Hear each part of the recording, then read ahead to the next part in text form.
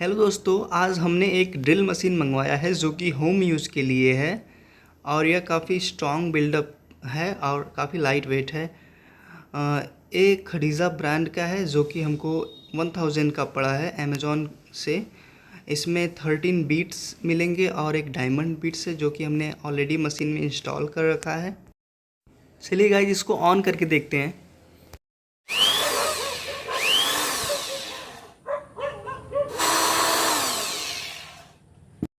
Please give a thumbs up guys if you like it.